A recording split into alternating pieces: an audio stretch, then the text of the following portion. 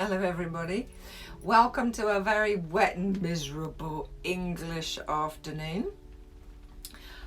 We've had some really great days recently, and I'm not surprised that now the rain has come, everybody else seems to be suffering from it, so we are here too.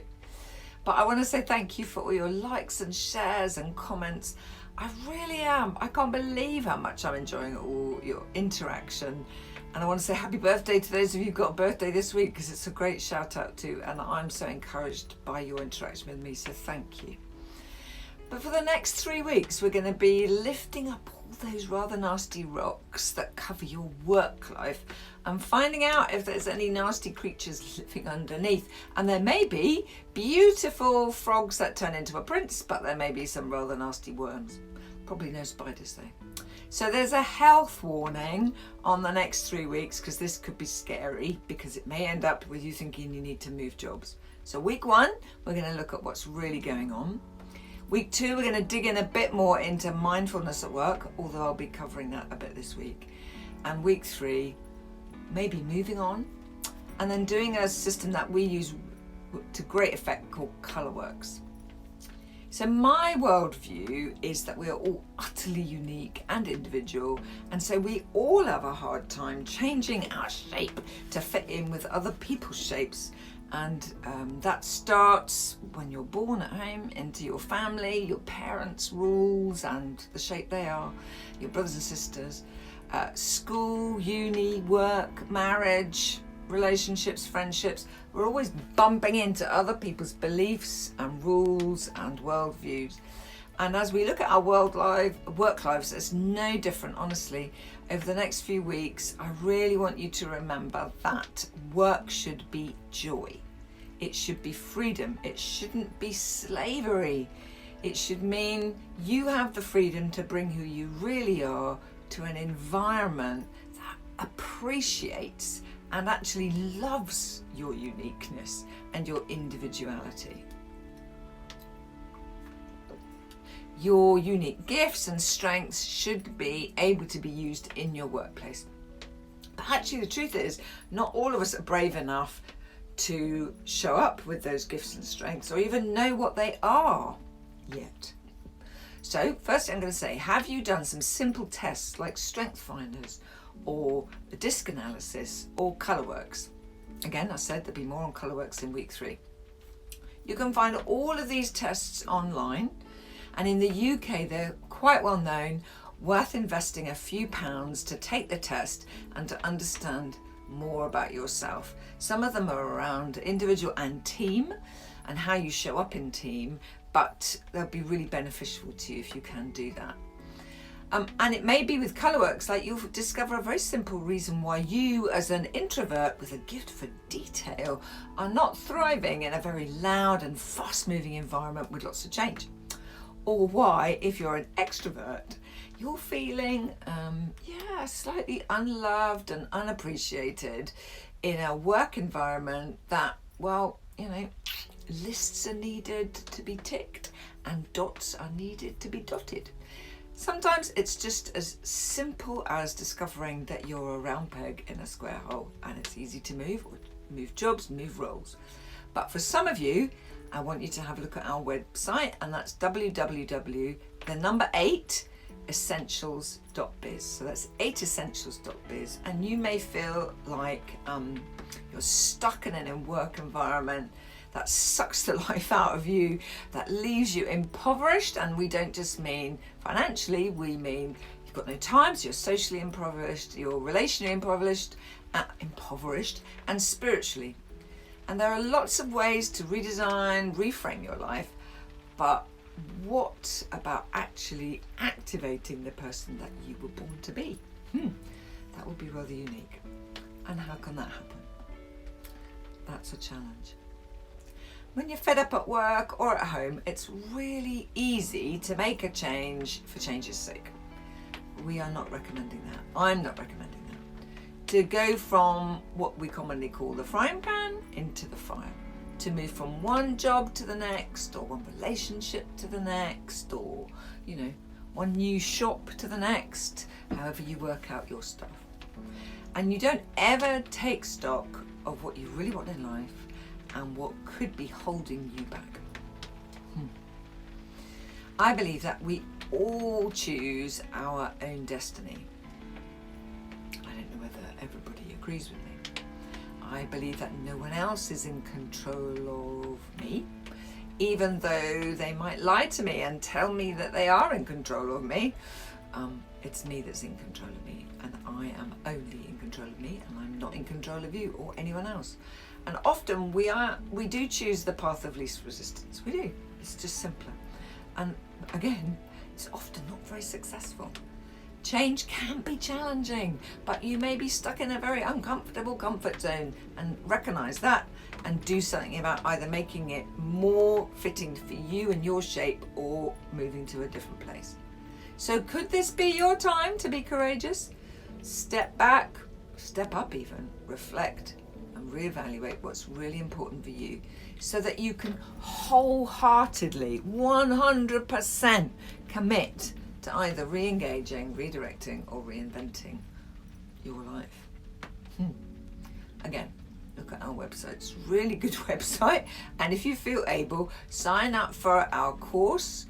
And the website is www.essentials.biz. So www.8essentials.biz. But this week, I want to start with the reality of our current job. Not easy for some of you, and it may not be about work actually for some of you, but about your current most important relationship. So I'm going to leave the context of the questions to you. I'll leave you to decide whether you're thinking about work or relationships or home. But here are the questions. And as usual, I'm going to suggest that you journal your answers. The list is here. You can run the video again and get the questions.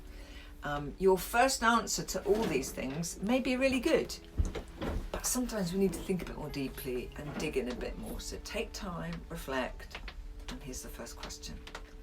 Why don't you love your work anymore? Was there a particular incident that sparked a change? Did you ever love it? What has changed for you? Did you think it was something else entirely, a different job that it's now become? And now you know it better, you don't actually like it.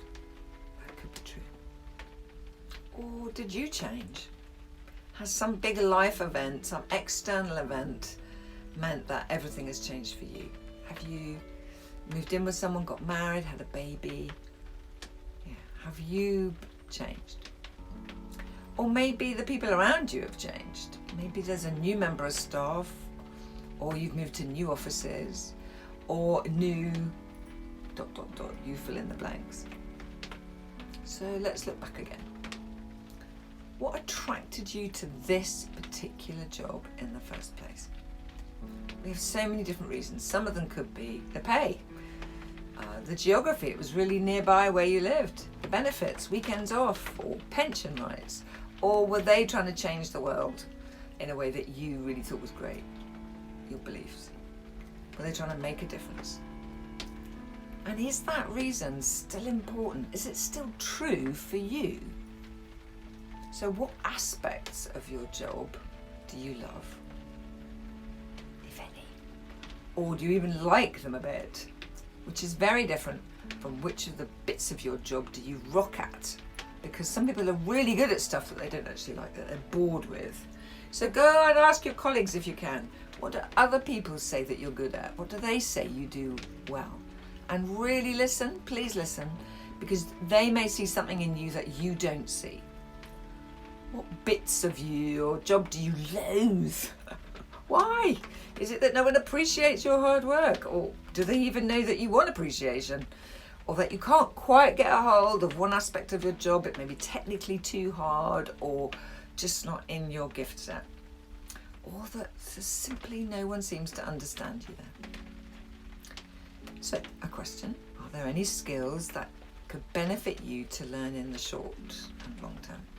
For instance, when my kids were little, we had a whole checklist of things that we were going to teach them. So all learnt to swim, to do life saving, to knit, to sew, to type, to use a computer, to ride a bike, to cook, to do their own washing and ironing, also to make their mother a very decent cup of coffee. And you could add these skills for the workplace. So for instance, I learnt shorthand because I used to have to take a lot of notes. Touch typing was brilliant for me, but it may be bookkeeping, maybe something that would really help you at work, or accountancy. Many of you would already be aware of mindfulness, but perhaps you don't practice it enough at work. That's the suggestion. And in order to appreciate where you really are, then it's the art of being present to your environment. And I think it'll help you answer the questions that we posed earlier about being aware of what you're surrounding yourself with. So this week, I'm going to end with a few suggestions about how you could draw mindfulness into your workplace. They may help you understand what's going on for you and for other people too, because you'll be noticing more and noticing moment by moment, and noticing what's going on inside you.